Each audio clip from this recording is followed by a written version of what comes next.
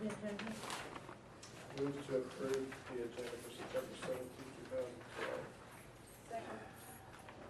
A motion and second, all in favor by saying aye. Aye. Opposed? Motion carries. Okay, next on the agenda, we need the approval of the consent agenda items. I move to approve the consent agenda items as presented. Second. We have a motion and a second, all in favor by saying aye. Aye. Opposed? Motion carries. Okay, next we have public participation.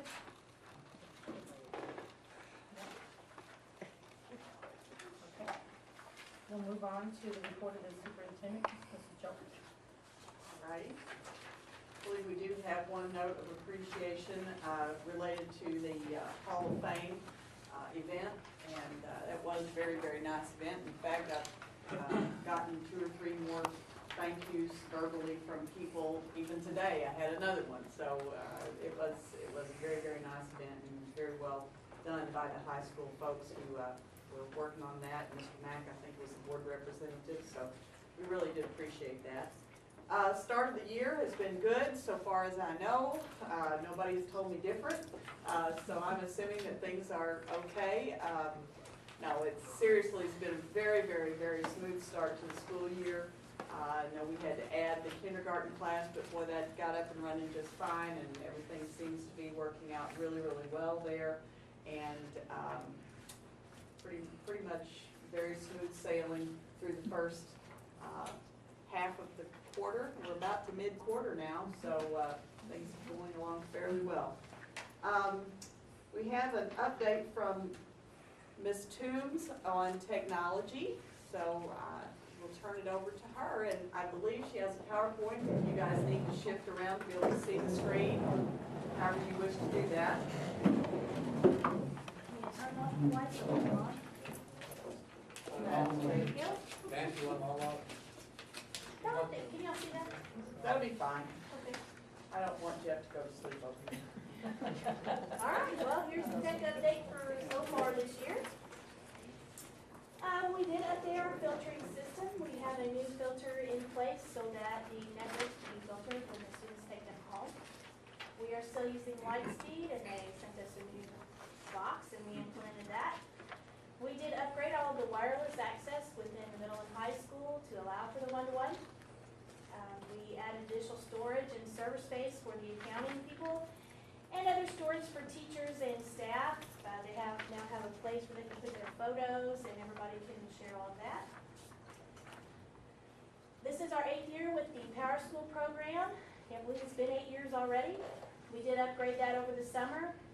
It is still, interest is so high. We still have parents calling every day to get the information they need so they can check on their kids, and the kids check it all the time. You can see your lunch balances, transactions, and deposits, as well as your grades and attendance. So that's been very, very nice for our parents and our students. The students in the middle and the high school do have login access to Power School, and they are able to check their own grades, and we do encourage that highly. Events, this is our next cohort we are starting. We actually just started tonight. And we have any new 3rd, 4th, and 5th grade teacher that has not been EMITS trained pulled into the group. We also have 2 teachers from the middle school and 1 from the high school I do not have on there, but we did pick up 3 with the new one-to-one. We had 3 who were very interested in starting the EMITS program. They will fulfill all requirements of the EMITS program, even though it is fully district funded. And the equipment either is or is being installed. They have most of the equipment. There are a few things we still need to purchase for them, and we will get those as soon as we can. We started a new one-to-one program this fall using netbooks with the middle and high school students. We gave out 1,123 netbooks on the first day of school.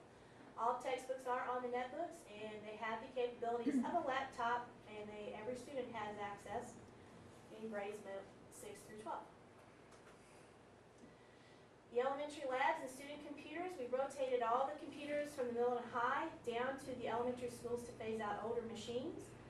We upgraded most of those machines to Windows 7. We still have Windows XP in a couple of pockets. And we want to get those upgraded either by the end of the year or at the start of next year. We have upgraded or are currently upgrading the labs to also be Windows 7 ready. also helped Mrs. Newman match a FACTS competitive grant. She writes a grant every year, and we match that 50-50 with the state. She has requested 16 iPads to phase out some of her older iPads, and those will be rotated to other areas as well. So those will be coming out, and then she will be all standardized. For every kid in her class, they will be able to use an iPad when they attend her class. She really enjoys that. We still have the Stonework portal that's giving the ability to access the student and teacher files from home or China or wherever you happen to be. They are stored here on our school servers. It runs calendars. Resources for the students are out there as well, and it will serve as a one-to-one stop shop, just a one-stop shop whenever we get to fulfilling everything we can do with Stoneware. It's really a neat software. Right now, our students do access that throughout the day. They used to get on our domain and do that. They now have access anywhere through the Stoneware portal. We also upgraded our Moodle server over the summer, and we put on the newest Moodle version. It is our online classroom, and we have a lot of teachers taking advantage of that online capability with the one-to-one in the middle and high school, and those are still using them in the elementary that had them before. And we imported the other Moodle right into it, and they are picking up where they left off last time. And computer statistics. We have 1,889 machines district-wide. Operating system supported our Windows XP and 7.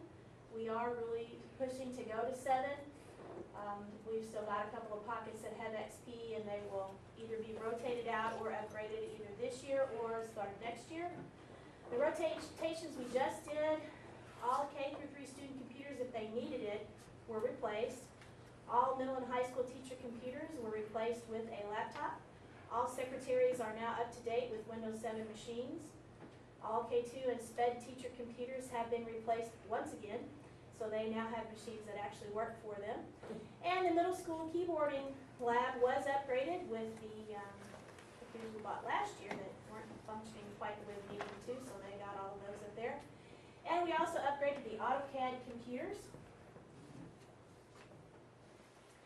And boot camp. We did have another boot camp this summer over Moodle. We felt that would be important for our teachers going one-to-one so that they would get a jump start on the school year using Moodle. And we also offered them graduate credit through SEMO. It was very successful. The middle and high school teacher trainings that were promoted through the one-to-one are starting this week. In fact, they start Wednesday. Each teacher will either attend these trainings or they will go through the EMITS training. We've got 3 that chose to do EMITS, so they are not coming to the middle and high school teacher trainings. They are offered during the day and after school for those teachers that have after-school activities and they couldn't come after school. We are offering it throughout the day, and they get subs for their classes.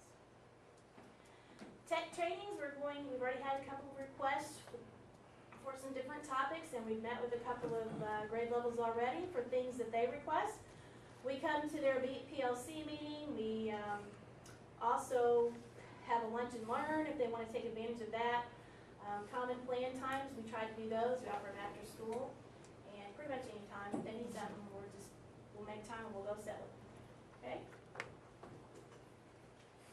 Our current systems, we still have WebSet. That is for our special education software. We also have a library system called Destiny. They can be accessed from anywhere. We have student information system, PowerSchool, as well as an online system. Our accounting software is still with Software Unlimited. We did replace our phone system core over the last year, and we will be upgrading office phones as soon as those come in. We found that those will work better with an upgraded phone. Antivirus software, we still are using the Lightspeed server, although we will need to consider something else for the future. They will be phasing that out over the next 3 years. So as far as the antivirus part of the Lightspeed, they are phasing out, so we will be considering other options for antivirus. We still have that remote management system called Kaseya. It's very handy for us. We can work on 5 machines at once with this particular piece of software instead of visiting 5 different stations. We still have the DragonNet service at least through the end of the year. We have the inventory system where we go into each room and scan each piece of technical technical equipment and put it in our database and provide that list to the district office every year. We still have our email through Google Apps for Education. They also have the ability to have a website through Google Apps, kind of pushing our teachers towards that so that they can update their websites at home at any time. All programs such as clubs and extracurricular activities have the opportunity to have a website, and we will set them up whenever they come and they ask us for one. Document uploading is also available through Google Apps as well as through the Stoneware program that we have. There are also other programs rolled into Google Apps that the middle and high school teachers will be getting a lot of use out of here when we do their training. And we still have our credit recovery program called Plato, and they use that in the high school. And we still have a backup software. We still use the Acronis backup software, make backups of our servers, and we also are able to back up and re-image our netbooks that we are using. Or we do everything that needs a backup, we use that. Filtering, we currently do still offer that through Lightspeed. And we still have the electronic alignment tool where we track our curriculum online. We use Moodle as our online classroom software for collaborative information for our classes and through teacher collaboration with each building. We also subscribe to online or United Streaming through Discovery Education, where teachers can get online videos and other information to enhance their curriculum. And we also just this year implemented AR and Star Reader both online. I think Bloomsdale is in full force, and I think the elementary may be up and running with it too now. Very good. And we still have the portal, which is the one-stop shop for teachers and students. So does anybody have any questions so far? No questions, but I'd like to say I was in to see you, and you fixed my little problem very quickly. There were 2 students that came in, and they were in and out like that. It looks like We've been keeping on top of that very well. We don't ever have any at the end of the day. If we do, maybe we have 3 or 4, and just shoot it back out. Netbooks have been really easy to fix, let me put it that way. It's just been really easy to fix. We've had, about 25 screen breaks. That's, you think, oh my gosh, but that's really about 2%. It's not extravagant or a huge amount. So they're just 8-minute fix, and you're back out the door. So we're just trying to keep those in and out quick. What's the main concern that the parents are calling about? Anything? I think the main thing we've seen is the AT&T card. If they have an AT&T or Verizon or whatever, they're having, some people are having a problem using those with the netbooks. But there's been maybe 3 of those. So that's been about it. So we've worked through network issues. We've had network issues, but we've worked through all of those. We had a good day, a couple of days last week, and a good day today, so we're hoping that we have solved all of that. So, Does anyone else have any questions? Thank you. Thank you for everything.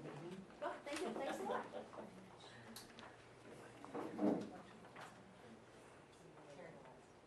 Yes, you can just leave them. Well, We got Oh, okay. PowerPoints. more to come. Oh, okay.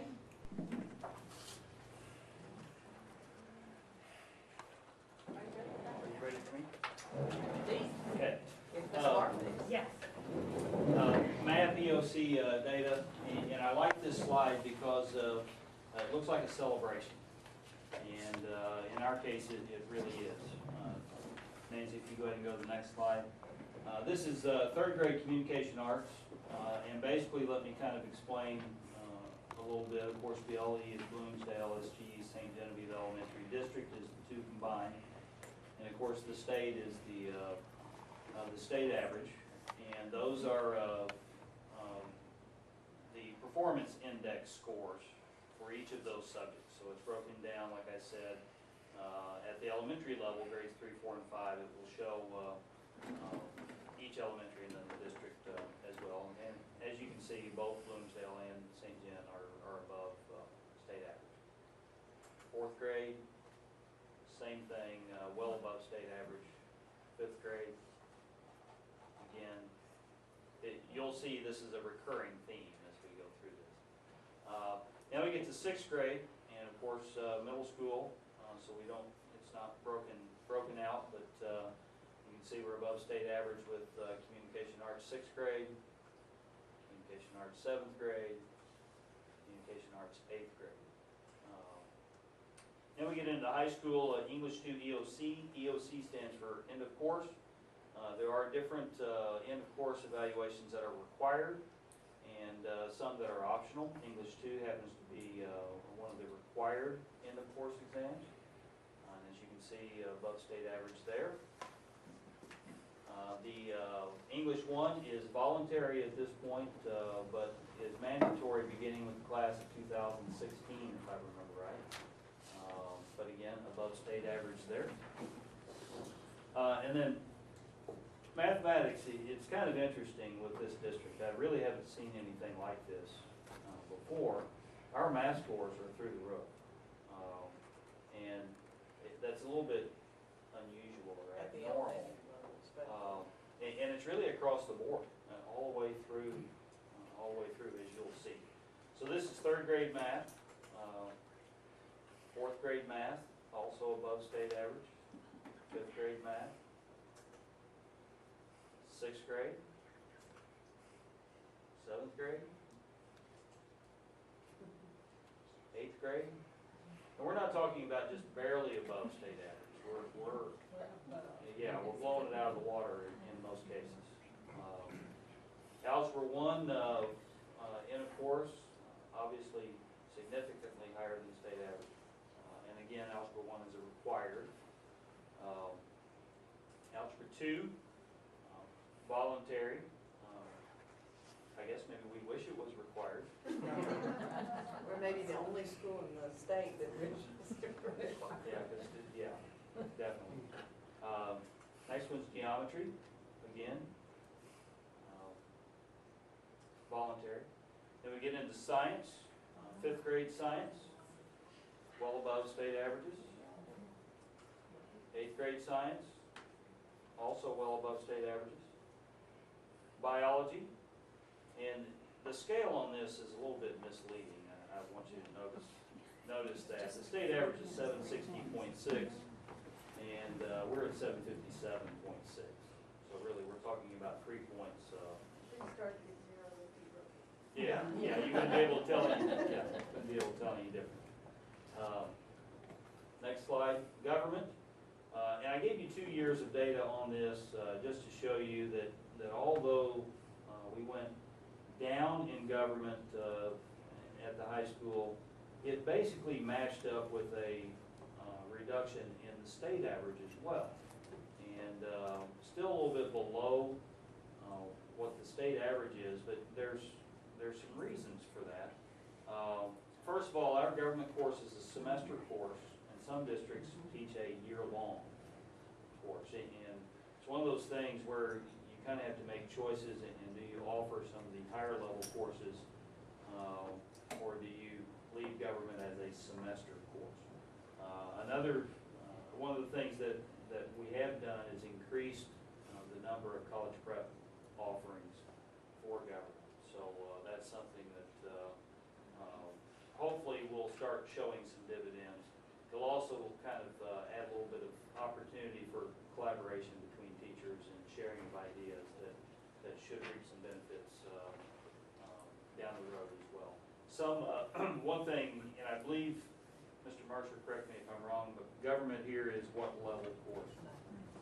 Freshman level course. And many schools offer it at the 11th grade level, okay? You take these end of course exams when you complete the course.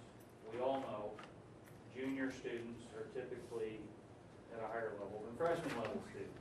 So that's another thing that plays into these scores. So again, I'm not too concerned about that, even though we are below state average. There's a variety of reasons for that. And then the last one is American history, which is also voluntary at this point. It will be required also with the class of 2016. And again, as you can tell, it's well above state average.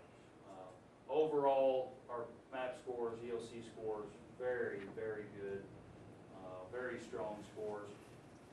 We'll see as the state transitions to Common Core, and the testing will transition as well. Missouri is one of the states that signed on for what's called smarter balanced assessments. I was told recently at a Commissioner's Advisory Council meeting that the state may not have the money to pay for that now. So they are looking at other options. But we're looking at probably 3 years down the road before smarter balanced assessments really comes in for our students. So during that transition time, we are seeing some of the Common Core based questions that are embedded in the current math testing. So it's kind of taking baby steps to help us prepare for what the new assessments will be, because Common Core does require more rigor in the classroom. So, any questions on math scores, end of course? Can I ask one that's about Algebra 1? Is there some sort of grade level or performance level for the student has to score at to go to the sophomore year? Is that tied in with the EOC now? Or it's just, No. so it has nothing to do with that portion of it? Will it ever? Not that anyone's ever. I doubt it. I doubt it. Now, they are talking about some end of high school exams, but it's not a requirement for graduation. Not at this point.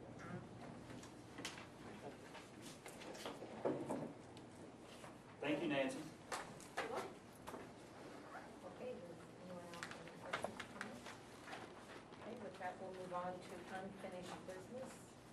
First is the emergency procedures. Dr. Valencia has those. That would be me too. Basically, the plan is laying there in the center of the table. You're welcome to look through that if you would like. Really, the only changes, plan was updated to include new personnel, new enrollment numbers, and then the building plans were also updated for emergency procedures for the Performing Arts Center. Other than that, I went through it, reviewed it. Principals reviewed their particular building plans. Really didn't see it. It had a fairly major overhaul just a year or so ago, so it should be in good shape. Like I said, the only changes were minor changes for personnel and student numbers. And we do have yearly, like a drill. Had one today. Yeah. You gotta know which way to go when the certain sound goes off. Right, right. You don't want to take cover if there's a fire. You don't want to exit the building if there's a tornado. Those are some kind of I've key seen things. that. You got side seat person on the playground saying, "I'm supposed to be out there." Yeah, those are some kind of critical things. If you can get that That's why basic you let thing drill. down, you're in pretty good shape. I move to approve the updates to correspond with the current faculty and staff. Second. I have a motion and a second, all in favor, say aye. Aye. Opposed? Motion carries. Okay, next we have bus routes for 2012-13. Yes, if you look in your board packet, you can see, actually Eric has the bus routes themselves. If anybody's interested, I think he's handed them to Dave. If anybody wants to take a look at the actual routes, Buck he always sends those over. You can see we've had a little bit of change, mostly in the effect of decreasing some of our routes. And generally this just happens based on who we're picking up and where they live. There, not a whole lot of control that we can have over that. We have to go get the kids, and if we have a new kindergartner that lives, 7 more miles down the road, we do have to go get that kid. And if we've had kids graduate and we don't have to go so far down the road, then that'll change the route and things of that nature. So you can see that most of our routes, if there was any change at all, the most frequent change was a decrease of a few miles. There was an increase in Route 7, and then an increase in the AM early childhood special ed, and really that that is just strictly driven by where those kids live, those early childhood kids that we need to go get. And there's not a whole lot we can do about that. When we have a child with needs, we have to go do the transportation. So you'll notice also that there is no Dragon's Den route. We did receive formal word that we were not granted the renewal of the Dragon's Den, the 21st Century After School Grant. We had pretty much assumed as much because the emphasis and priority was given to schools who were low performing or who had extremely high free and reduced lunch, neither of which is the case here, thankfully. And so we are, you know, confident that we can continue what we have now with some after-school care. We do have a program at both elementaries that does allow for some after-school care for kids. It is on a paid basis by quarter, $75 a quarter, is that correct? And it runs till 5 o'clock, and kids are given a snack and help with homework and some playtime and supervision until parents come and get them. And so we don't have large numbers, but we do have some parents who are still taking advantage of that, and we do plan to continue to offer that. And it is a self-sustaining program at this point. We believe that the amount that we're charging will allow us to cover the personnel and snacks and things that are involved there. So I think we'll be able to continue with what we have. And if we're given the opportunity to apply again, we probably will do that. So because the enhanced program is very, very good and beneficial to kids. But at this point, we are not running a bus. So parents are doing pickup on, and we've gotten to the point where in town, we'd cut that anyway because we only had 2 or 3 kids who were wanting to ride the bus by 5 o'clock. And at Bloomsdale, we were still running a bus, but we have parent pickup only out there as well. So anyway, these are the routes and the changes. So I would entertain a motion to approve those. Yes, ma'am. I had some people telling me that some of the buses are really crowded. Are you aware that? None of the buses are past capacity. Now, yes, they may be crowded. One But person told me they were sitting 4 to 6. Is that even possible? there's none that I'm aware of that are sitting 4 to a seat as an Unless they're assigned. really cute. No, not even then. We maxed it out at 3 to a seat on the little bitty ones. That's the most that we have, and if they're sitting 4 to a seat, it may be because they're chosen to do that. I will talk with Buck, but I'm not aware of any that's the standard. And, you know, now, I guess, and we do have to limit things like, you know, somebody, Johnny going home with Billy and ride the bus with him. We do have to be very cautious about those things, and you know, we hope that parents understand that we can't always accommodate that. And we do limit guest riders to 1 per kid, and we surely to goodness hope that doesn't happen all at once, you know.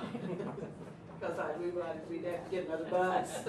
But, you know, I know that there are some situations where it's pretty crowded, but for the most part, it's not very long that they're sitting there packed that tightly together. But I will talk with Mr. Jokers to find out if there's any way that there would be 4 to a seat on the standard route.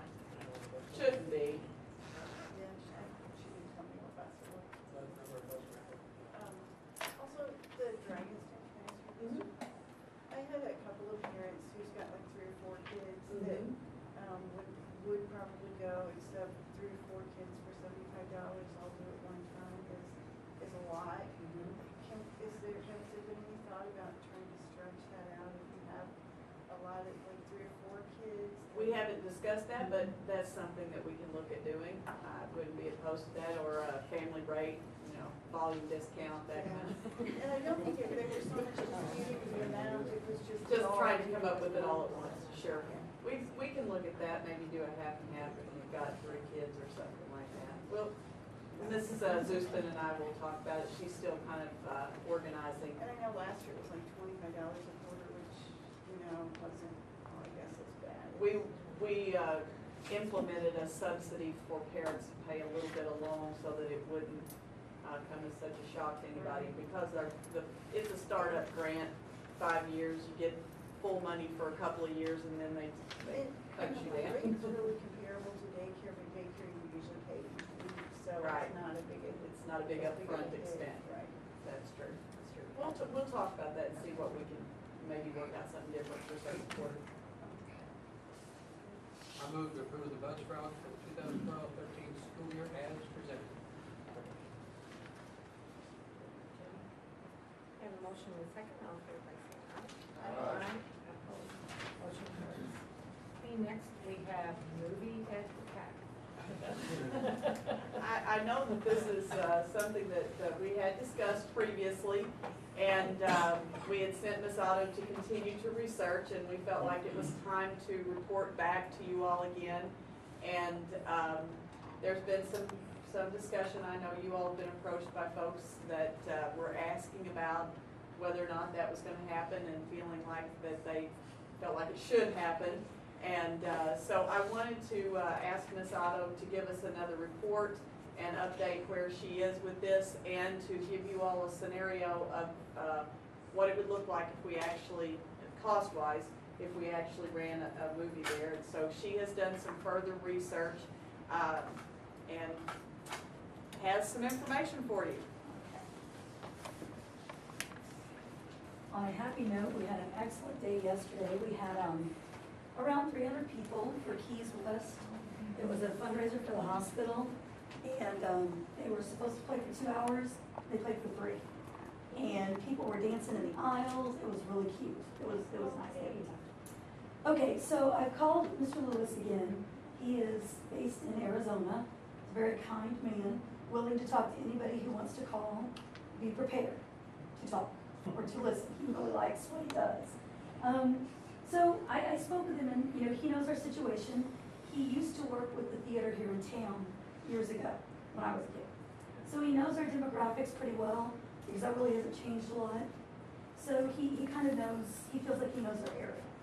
Instead of asking us to sign a contract with him, he's willing to work on a month-by-month basis for $250. So each month that we would work with him, we would pay him upfront a $250 fee. That's for him to help sign contracts and help schedule movies. Okay, so that's number one.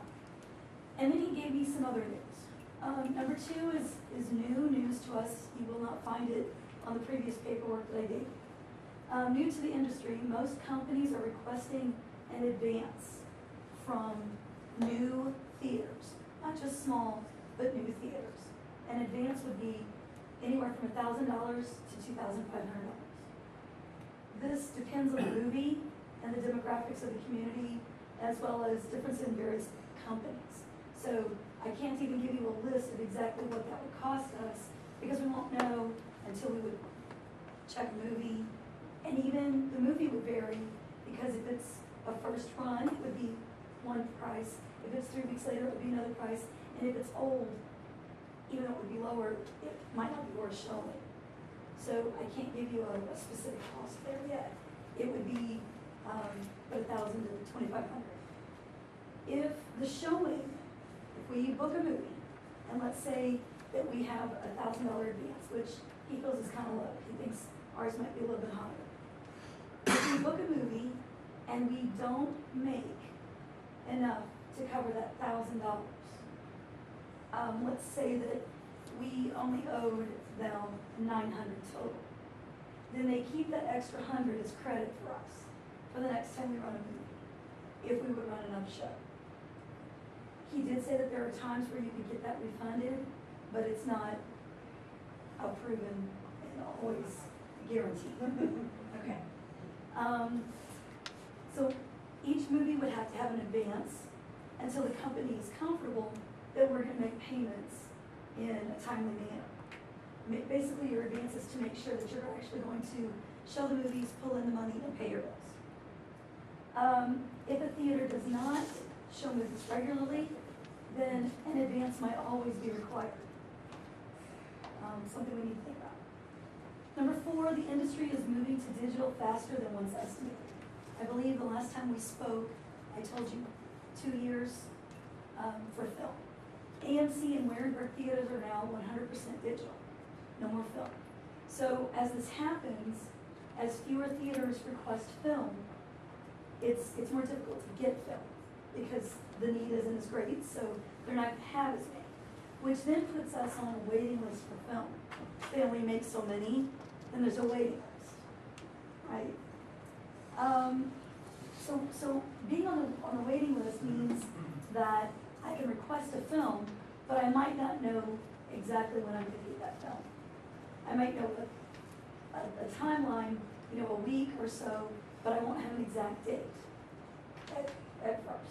This might make it difficult to advertise, but I think the bigger issue might be, like stated in number 6, the movies worth showing, those are his words. So that would be movies that are first run or very soon thereafter, 3 to 4 weeks max. So those movies have to be shown for a 7-day period in a row, nightly.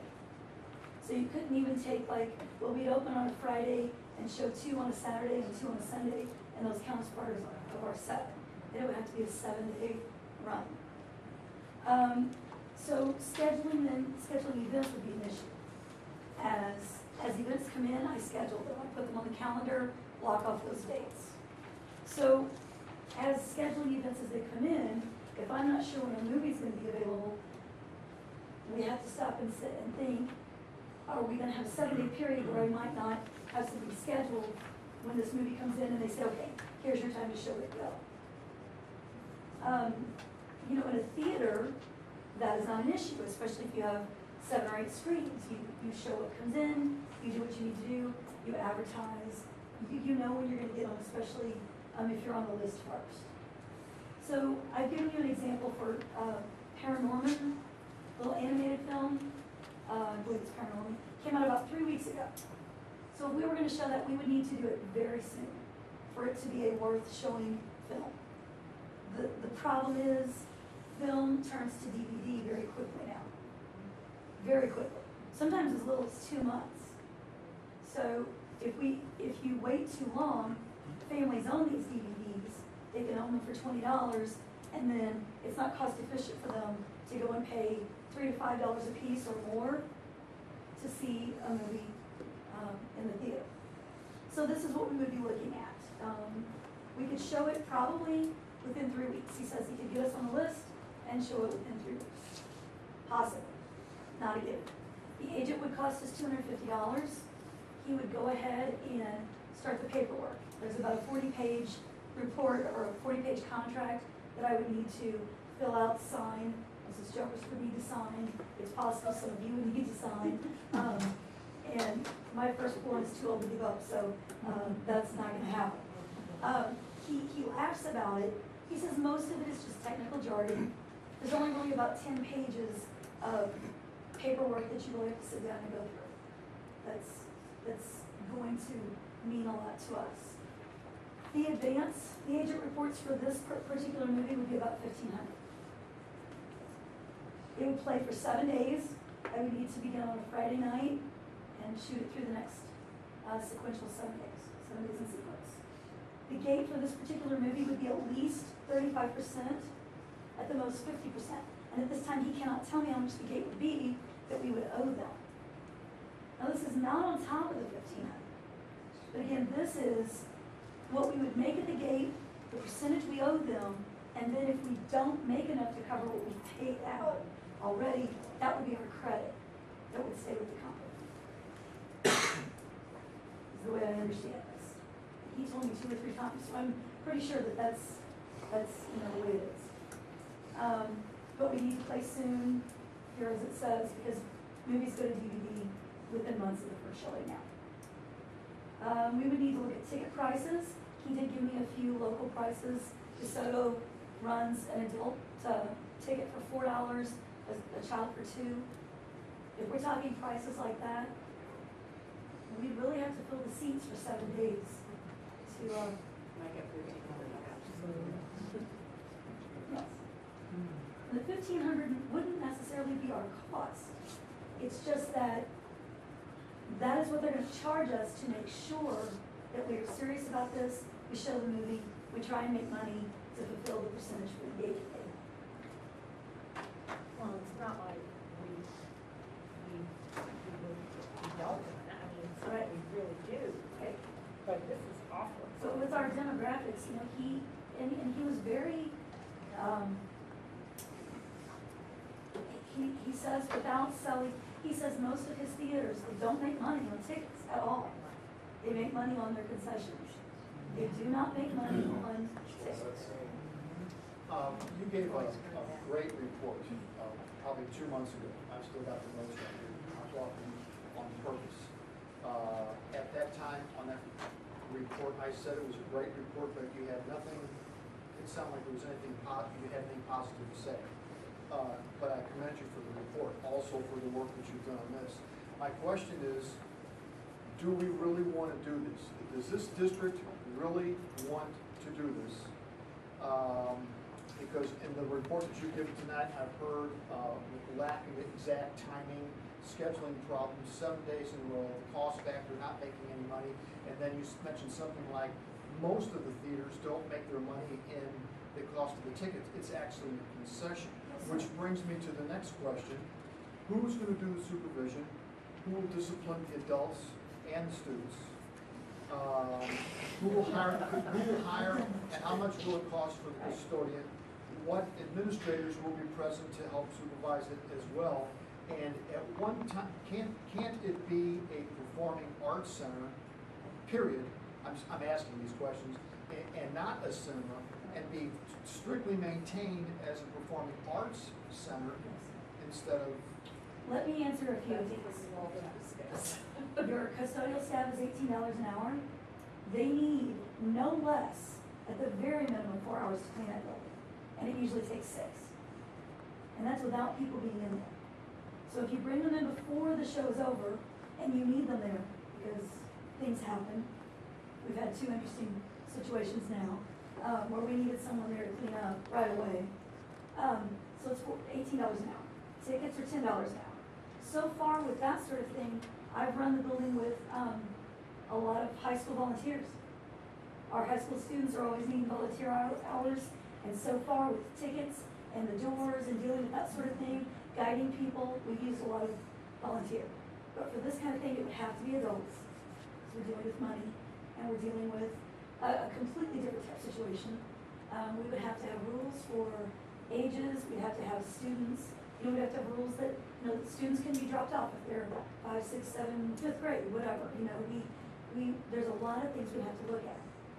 If you look at our calendar right now, that's probably my biggest fear, is trying to schedule something like this in.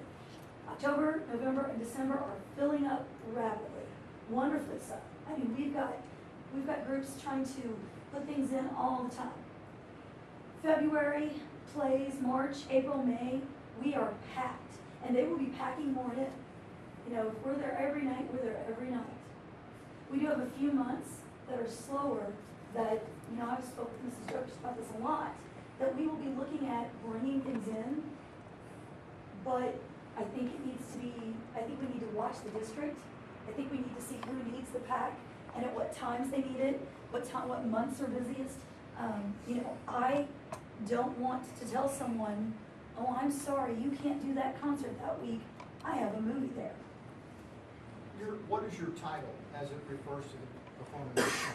Manager. Director. Manager, director, on top of being an English teacher. Yes, sir. Okay, so you are not the school district, you're the manager of this facility. Yes. Okay, there's more people involved in the district. So my question to you as the manager is, do you really want to do this?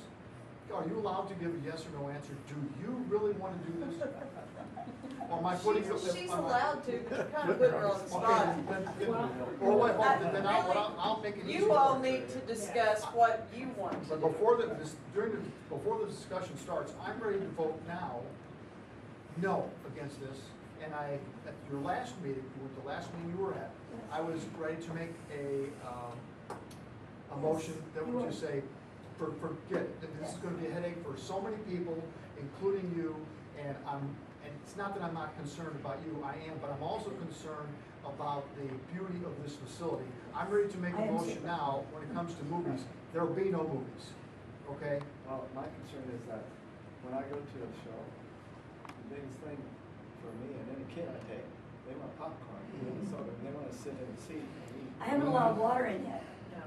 So Well, that's gonna be really well, hard thing. because once you allow water in with a lid, then they're gonna try and bring their soda in with a lid. I've had a 32-ounce orange soda snuck in to a program. By an It's- adult. By an adult. It's spilled, rolled from row H to the carpet, and a little bitty dude came up, pulled on my shirt and said, "Lady, if you'll get me some paper towels, I'll help you clean that up." So we cleaned it up, and, you know, we catch what we can at the door, and I have students standing at the doors. I'm sorry, you may not take that in, but we haven't allowed water in, because I know once water goes in, then I worry about sodas with a lid. You know, I just feel like we have to be careful at this point. Melissa, I think, and the board probably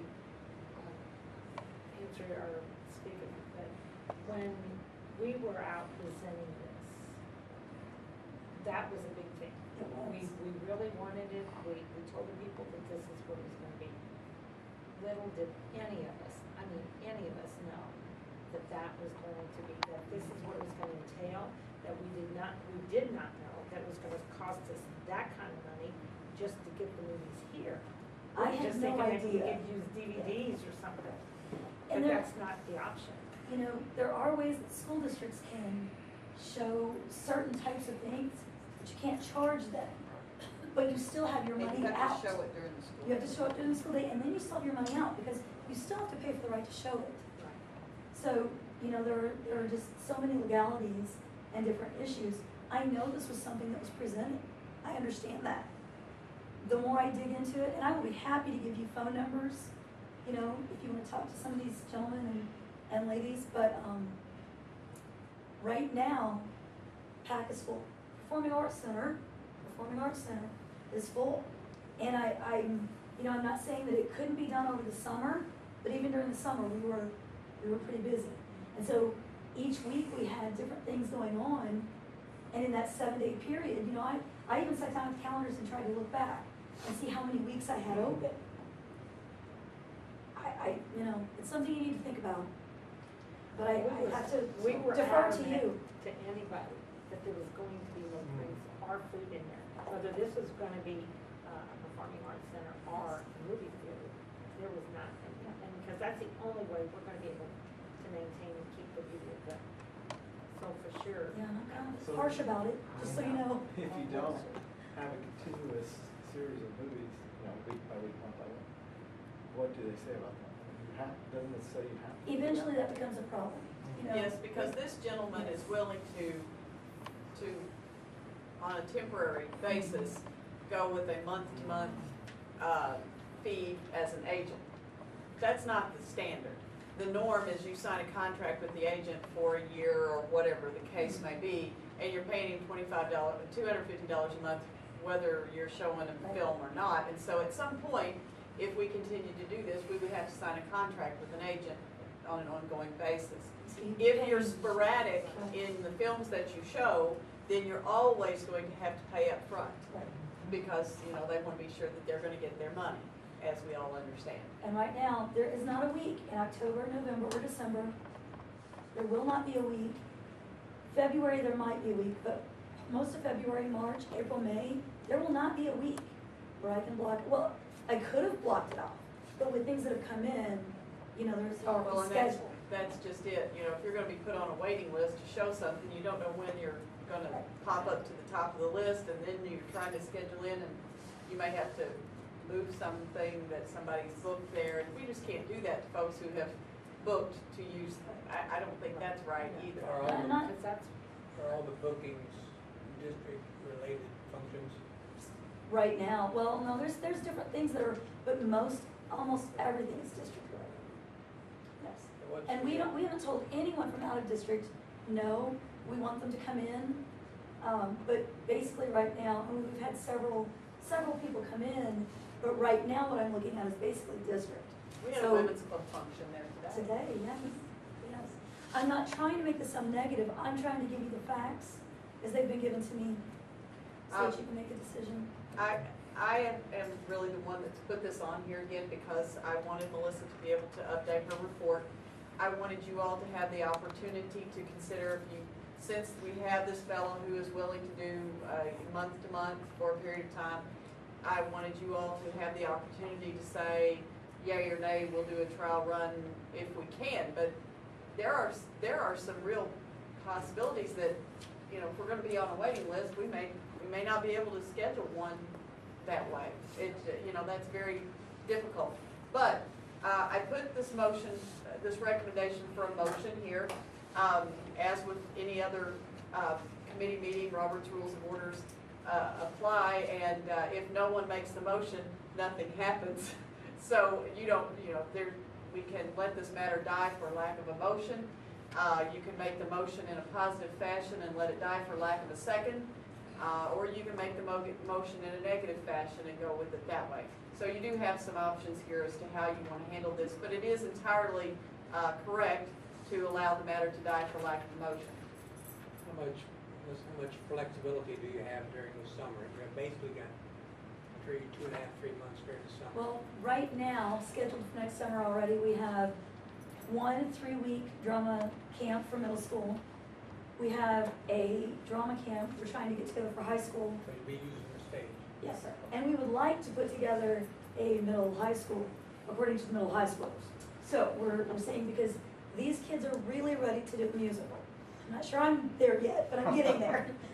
They're really excited, and you don't want to squash that. So we're looking into different things. Then we have Muni Band Weekly for practice, which is in the band room, but we do try to make it available for heat, storms, that kind of thing for Muni Band. They used it twice this past summer. We do have on a weekly basis for 8 weeks, and then an extension for another 2 weeks. So 10 weeks, we have students coming in who meet with community members and alumni, and they have music lessons. I have them all over the building. I have some in the band room, I have some in the lobbies, I have some in the green room, I have some in the back hallways, and I have them in on the stage. Because we have, some of them are scheduled, you might have 10 kids scheduled at the same time. You might have 2 kids scheduled at the same time, and then that's not a big problem. But once you fill the practice rooms in the band, you have to move to other places. And so we have that running for about 10 weeks. I've had other people call me with things they're running by us that they have not scheduled for certain yet. It's a possibility.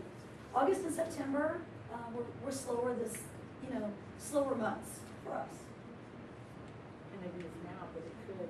But I don't anticipate that to stay that way. With the new drama class in the middle school, my kids, they're already, right now, they're in the middle of writing their own plays. They will produce those this week. They want to be down on stage.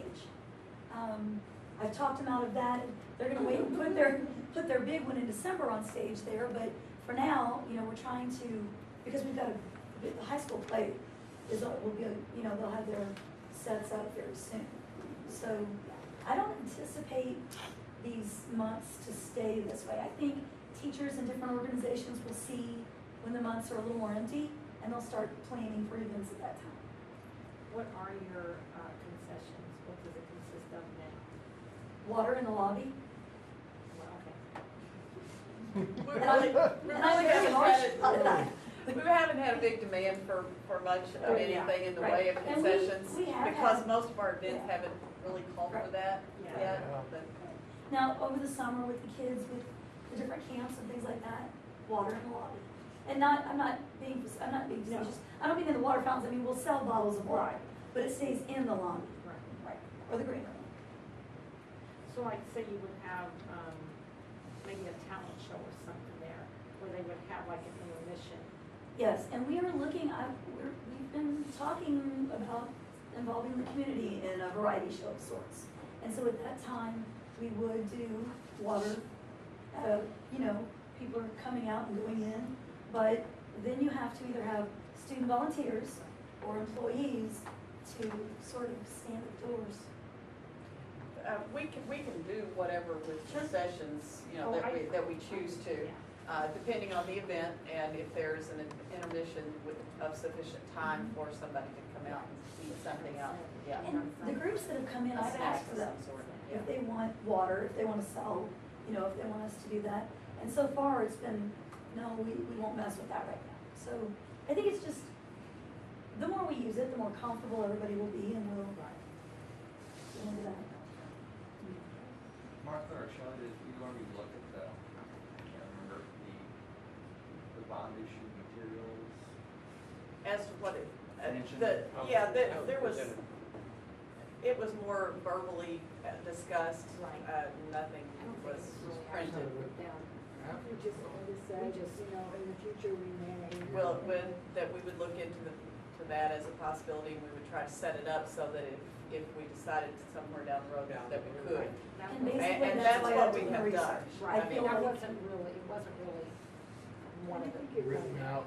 No, it wasn't printed. Written out. It was a verbal discussion of the This may happen. possibility of a way to use the PAC. And if the building is sitting idle and we wasn't doing anything with it, but if we're using it that much, I mean, I don't think, at the time, none of us realized how fast it would. I have learned so much. It's overwhelming. I mean, I don't mind to tell you, we're excited. I mean, this is what we wanted. This is Sure. really what we wanted. But I didn't think it'd take, I mean, I personally didn't think it'd go this fast and take off this. You mean the usage? Yeah, the usage, yeah. It's amazing. The kids love it. They don't want to do anything anywhere else. They want it to be in there. I don't wanna take it away from the kids. No, Yeah, absolutely not. That's I mean, that's not what it was built for. Here's number one, you did it. Maybe that's the right Okay. motion, Martha.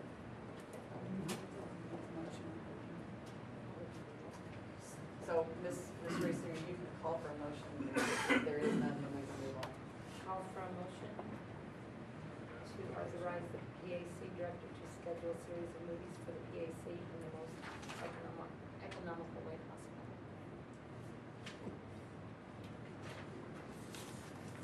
In fact, very much.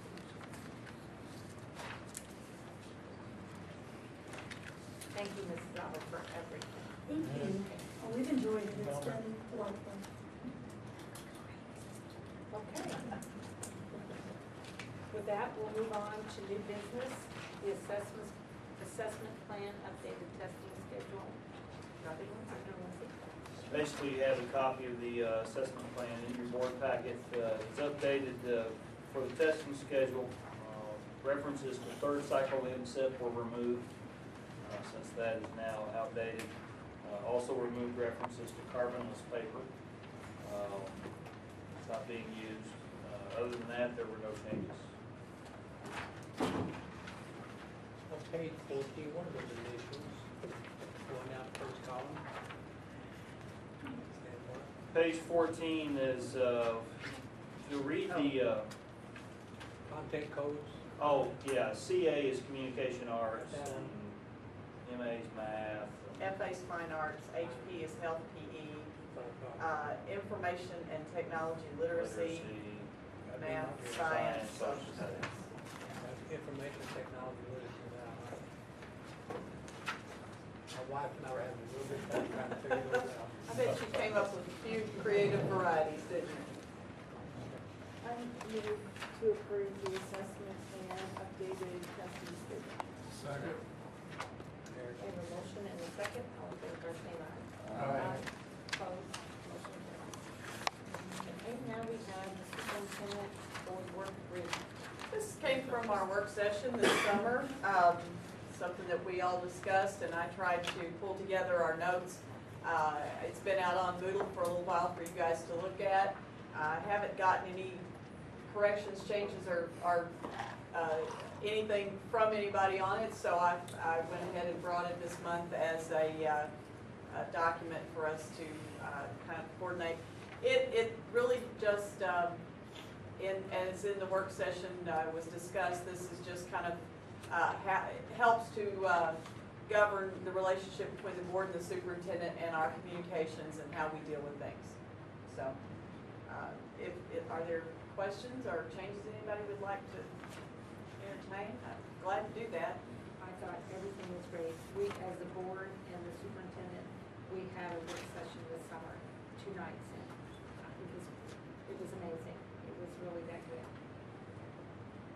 It was good. It was great, team building, it was great information sharing, and felt like that we had a very positive outcome. And so this came from that, and I thought we'd go ahead and have it approved since I had not gotten any further feedback on it. I move to approve the 2012-13 Superintendent Board of Education work. I have a motion and a second, all in favor, by saying aye. Opposed? Motion carries. Okay, next we have the PBTE approval. Stoker. Yes, and we got your approval to participate in the pilot last month. For the last month, our administrators have been frantically working on and working with the committee and with the teachers as a whole, the documents and processes that are associated with that. At this point, I believe that we have a presentation by Mr. Mercer with Ms. Fleeg as backup, and the other administrators to sing harmony when necessary. So you're on, Mr. Mercer. Thank you. Just for some very quick background information, the current performance-based teacher evaluation, PBTE, is 16, 17 years old. I think it was a 1996 document that came to us from DESE that we had no real ownership of, no input. It was handed to us and they said, here, do this. This system, however, is based on the Missouri Model Teacher Standards that came out about the same time that the CCSS came out. You guys are welcome to pass those around, they're extras. And I think what they've done is come up with a very good combination of looking at what teachers are doing and how that affects the way that students learn. So we're looking at things like, are you teaching them to be critical thinkers? Are you working on their cognitive skills? Are they becoming problem solvers? Things along those lines. So DESE hands us a stack of standards, and this is mentioned on there. It's 9 standards that are divided into 36 indicators. Now, you can imagine trying to walk into a classroom and evaluating someone based on 36 different points. It's just not practical. So what the University of Missouri did was they said, let's find the things among these indicators that are the most universal and the most measurable so that we can really get a good indication of how our teachers are doing. So Mizzou picked up these standards, went through them, found a core of 6 that they felt were those 2 things, measurable and universal. So this summer, the administrators went to Columbia and we were trained on how to evaluate on those 6 standards. And what they told us was, when you go back, we'd really like for you to do 8. And we think it's a good idea if you get your teachers involved in selecting what the extra 2 are. So that's one of the things that we did just not long ago. We met with our teacher evaluation committee and they helped us select the 2 additional. So on the top of the front page, you have the 8 indicators that we will be using in our evaluations. I'll give you a second to review those. And all 8 of these indicators will be used in the regular 45, 50-minute formative observation. When we do shorter visits, 15, 20-minute walkthroughs, we'll just look at a couple at a time. This quarter we may look at the first 2, next quarter we may look at the second 2. So that by the end of the year, we've seen everybody on all of the standards. Does that make sense? Okay, so then we had to determine also which pieces of the evaluation we were going to use for the different classifications of teachers. So the next section that you have on your fact sheet includes what we're going to use with the different groups. For example, our brand new baby teachers, as Mrs. Jokers likes to call them, they'll receive 2 full evaluations, and they'll also have to submit a unit of instruction. And that's just the documentation of what their objectives were, what kind of activities they use, what kinds of assessments they use. They'll also have 8 of those shorter walkthroughs. They'll have to submit a professional development plan. That's nothing new. The forms look a little different, but that's nothing new. And then they'll have 1 summative evaluation at the end of the year. The summative will include the formatives, it will include the walkthroughs, any notes that we've made, their professional development plan, the unit of instruction, but for the first time, it's also going to include, at least in some consideration, student performance and student surveys. where we get an opportunity to ask the kids about the teacher. So that's the full meal deal there. And then depending on what your level of tenure is, there are more options on the back.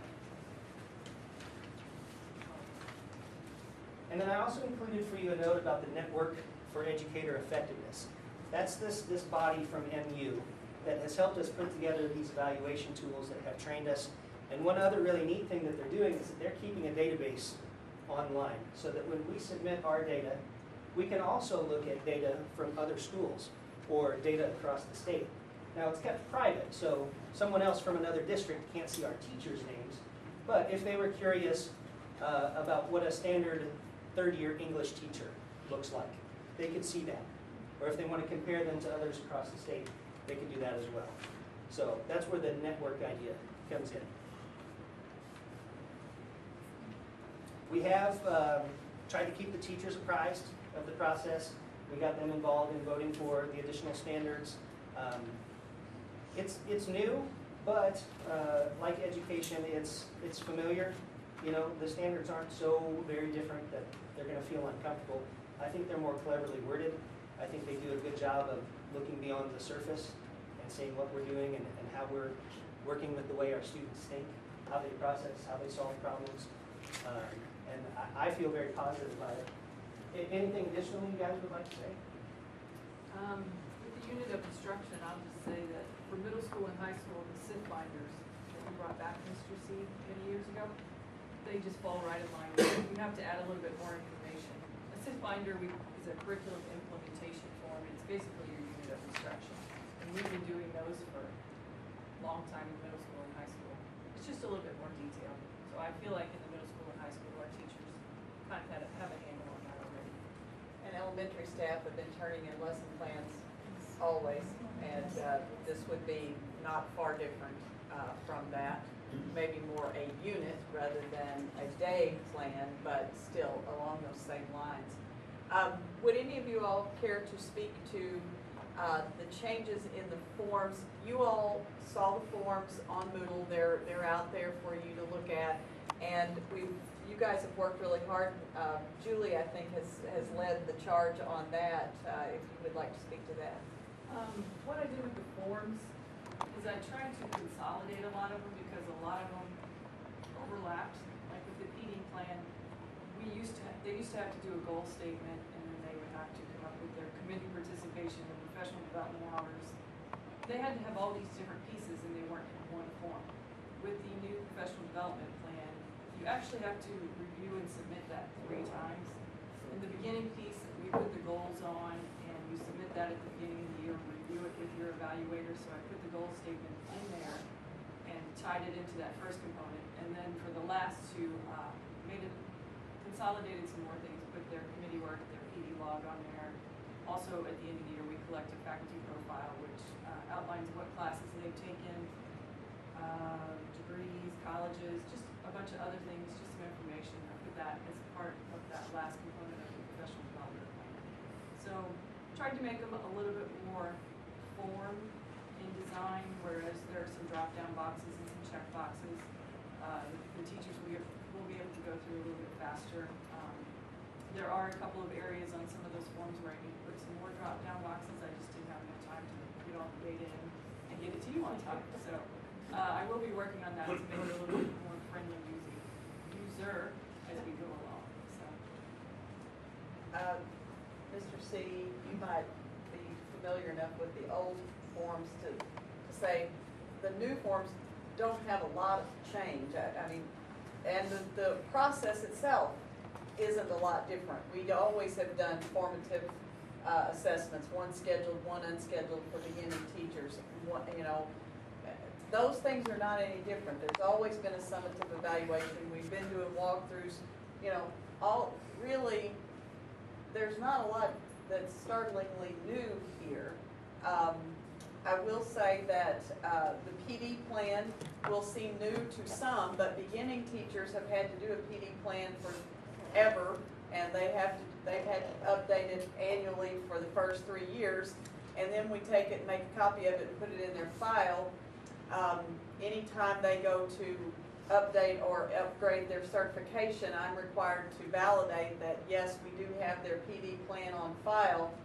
And it really actually says an up-to-date PD plan, and some of those are really not exactly up-to-date because they've been in the file for a good while. But, you know, this is something that the state has been pushing us toward, and we've been kind of evolving toward for quite some time now. The one piece that is a bit new is using student achievement as part of the evaluation and using student surveys. Those are pieces that we've not done yet in the past here. Student survey information would be just one more piece of information helping to have some feedback to the teachers about how the students perceive what's going on in the classroom. The student achievement portion is the sticking point that nobody really has a lot of answers for yet.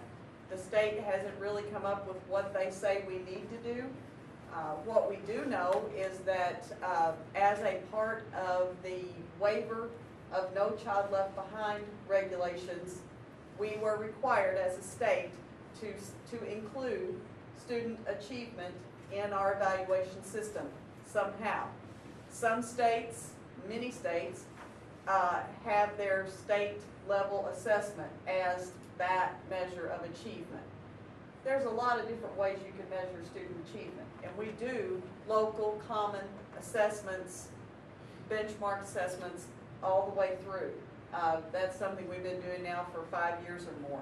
So we have means for using assessment data that's not necessarily the one-time state assessment data that doesn't actually cover everybody.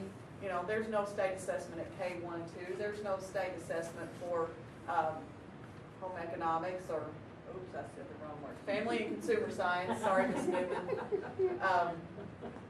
But these things are unknowns for us as a state. The only thing we really know is that we have to include it somehow. The good news is that our commissioner did stand up and say and held fast to, no, we will not state a specific percentage of the evaluation that will be student achievement. Some states it's half the evaluation is student achievement data, and they're using their state assessment that doesn't cover all the areas. It's kind of a, you know, that wasn't very well thought out in some states. I have to give Dr. Nicastro some kudos on making ours to where we can develop something that is livable, something that our teachers can feel okay about. But in order to gain that waiver, we had to agree to include student achievement in some way. We're still waiting to know exactly what that requirement looks like. So we'll see. Other information about that or anything else from the administrative staff? Dr. Lindsay, did you have things you wanted to include? Yeah, I have just a couple things that I wanted to point out is that the evaluation system is based on research-based best practice. So it's not just something that just came along fly by night, here it is, try this. You know, it is research-based. It's designed to improve instruction in the classroom to improve student learning. And obviously this district does a lot of things well in the classroom. The other thing that this system does is it gives the administration an opportunity to recognize those things that are going well and being done well in the classroom through the walkthrough, the short 10, 15, 20-minute observations with sometimes immediate but always quick feedback on those. So it gives us an opportunity really to recognize our teachers for the good job that they're doing in the classroom. And I think that's important because I think sometimes we and maybe the public focus on the negative side of things and don't always recognize those teachers that are doing a really, really good job. Go ahead. Are all grade levels going to do the teacher evaluation Yes. survey? Is The that going to be student survey challenging? starts at 3rd grade. Yeah, student survey starts in 3rd grade. Sounds like early years of grade school, that would be, unless you're gonna have smiley face or sad face. Well, and we do have surveys that do exactly that, smiley face, sad face, you know, so, but it is third grade, yes. Well, and, Go ahead, Mark. Scott, I can't remember, or Mr. Mercer, I can't remember the exact words you said at the meeting, but it was a coaching tool. Yes. And not to catch somebody doing something wrong. If something was that they weren't doing, you know, if they could do better or whatever, if this was gonna help them or guide them. Yes, in and the that's direction. part of the reason why we're now being asked to give feedback just as fast as we can. I mean, that's always been important in the past, but with this, the number of visits that we have and the number of standards that we have requires us to get back with those people very quickly and use whatever the last evaluation was as a coaching point. This is what you did well, this is an area where you might need to do some work, things like that. So the idea there is really what it should have been all along, is that it's formative. We're gonna grow with this, we're gonna be dynamic with this. And so they tell us, don't catch them, coach them. Yeah, It's not condemning, yes, constructive. right. We don't know if this is going to be subject specific on this student requirements. We don't really know what the state's leaning toward and what their requirement will be. We do know that they are, you know, in the Smarter Balanced assessments, there's supposed to be formative assessments that are included. It may be that districts are required to use their own assessments, develop their own assessments to be used.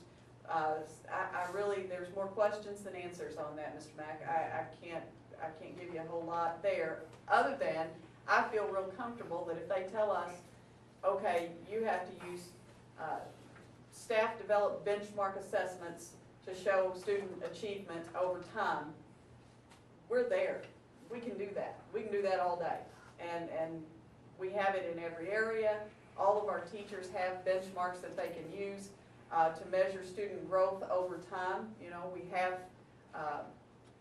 early testing, pre-testing, and then we've got benchmark testing along the way that we can say, yes, the majority of children improved over this period of time and that kind of thing. You know, I feel like we're poised pretty well regardless of how they tell us that we're gonna have to use the data. I believe that we will have the data in order to make those, include that in the evaluation in whatever way we're instructed to. I'm thinking of art, music, phys ed. They all have benchmarks that they've developed themselves, common assessments that they will be able to use to show improvement of students over time. And, you know, even the phys ed guys have talked about using the President's Physical Fitness Test as their standard and do measurements over time. They do that anyway. You know, at the beginning of the year, you do flexed arm hang, and however many minutes or seconds you can do that, one on my case. And then hopefully improving to be able to do 3 seconds by the end of the school year or something like that, so.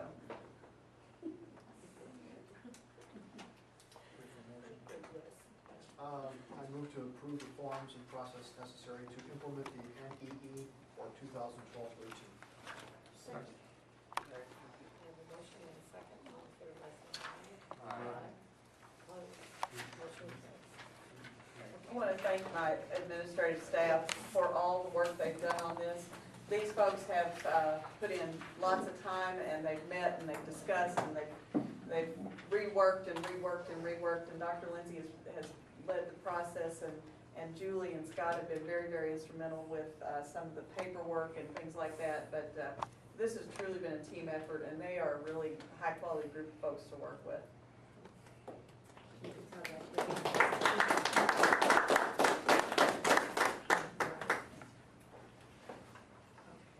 Next, we have a Hall of Fame display location. Yes. Well, since we now have the plaques to hang, we need to find a place to hang them. We talked about back last spring, I believe, about using the wall across from the entrance to the gymnasium that currently has a mural. I asked Mr. Haney, and he got me the names of all of the artists that were written on that mural. Ms. Gettinger spent quite a lot of time trying to contact as many of those as we possibly could. The majority, the vast majority actually of those folks say, go ahead, paint over it, do whatever you want to do. There were a couple, two specifically, that said, no, leave it as it is and find another place.